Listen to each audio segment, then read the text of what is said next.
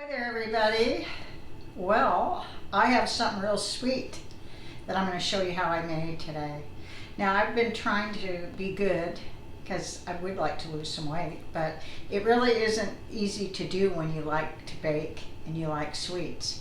So I've been really good for a couple of weeks, but I saw one of my fellow YouTubers, Loaf bread that he made, and I knew right then and there that I was going to be making it. I knew right at that moment. But, so today was the day.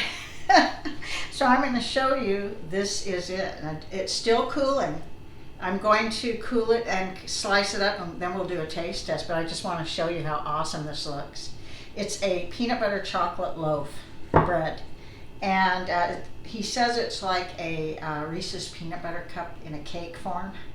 And I'm telling you right now, I just can't wait to bite into this. So I will show Michael's channel in my description. I have shared a few of his recipes in the past. So let's get going. I'll show you how to make this, and then when it cools, we'll come back. See you soon.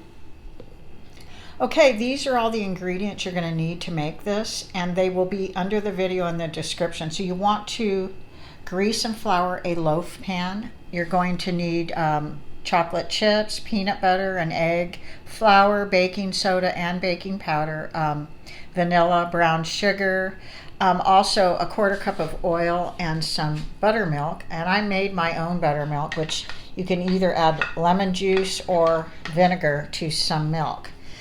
So let's get started. I will have all the amounts in the description. Okay, so you want to preheat your oven to 350 degrees Fahrenheit, and then you want to add your flour and all your dry ingredients.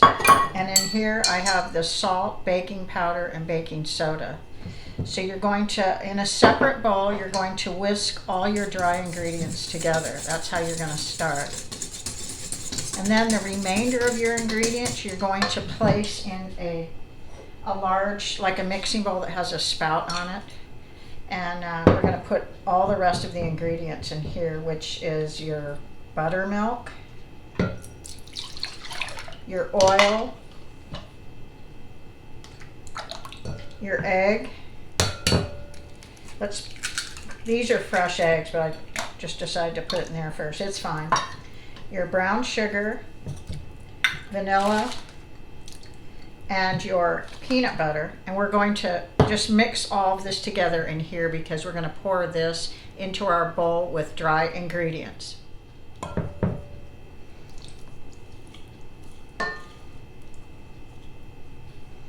Okay, so I'm going to probably have to get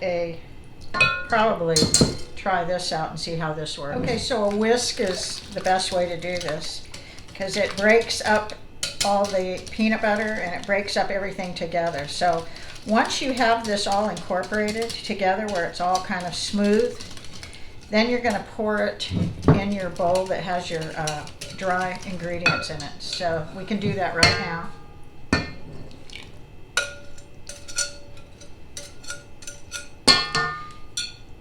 And now you're going to mix this all together. And you can see it's coming together really well, just like a batter. It's a little thick. And right about now you want to add your cup of chocolate chips. Now we are going to have another 1/3 of a cup of chocolate chips that is going to go on top. So now you want to continue to mix this until it's all mixed together. And then we're going to put it in our loaf pan. Okay, so I kind of mixed it with a regular spoon to get all the flour and everything incorporated. Now what you can do is just put it in your loaf pan. Now it's a thick batter. We got some chocolate chips that are, there we go.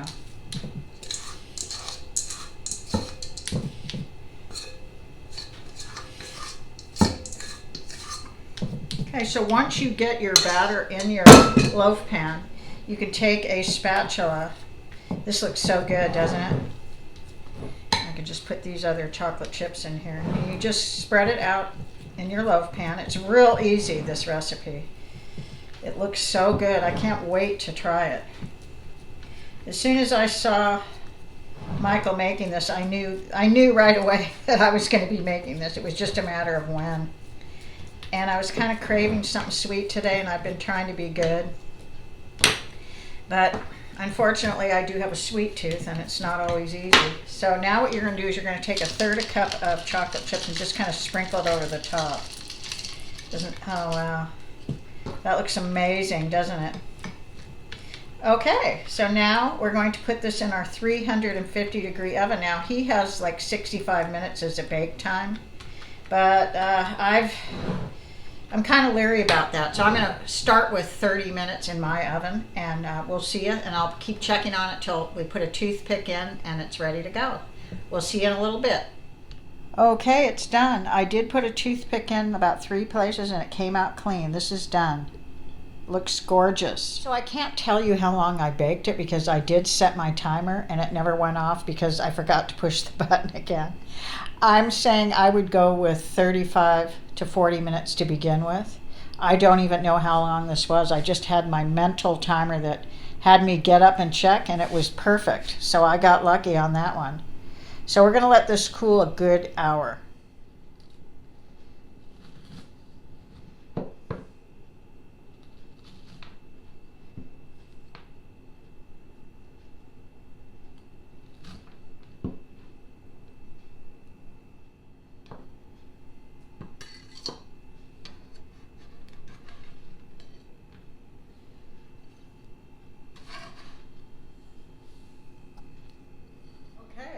I just took a little piece off of this little plate so I can try it.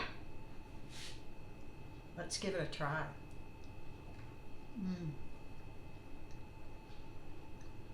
Really good.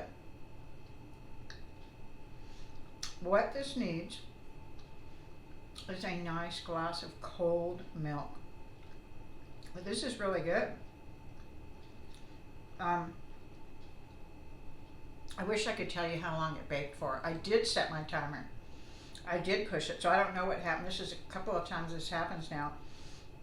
And I know I said I forgot, but I really didn't. I pushed the button, so I don't know what went on. But I would set your timer for about 30 minutes to start. Check it with a toothpick. I don't know how long this baked. I'm saying about 40 minutes, I believe. So Michael said 65, but for my oven, that would have been way too long. So just kind of work with your oven and kind of start with 30 minutes and see how it looks. So this is really good. So I hope you give this a try and make sure you have a nice glass of milk with this. So thanks everybody for watching, and I hope you give this a try.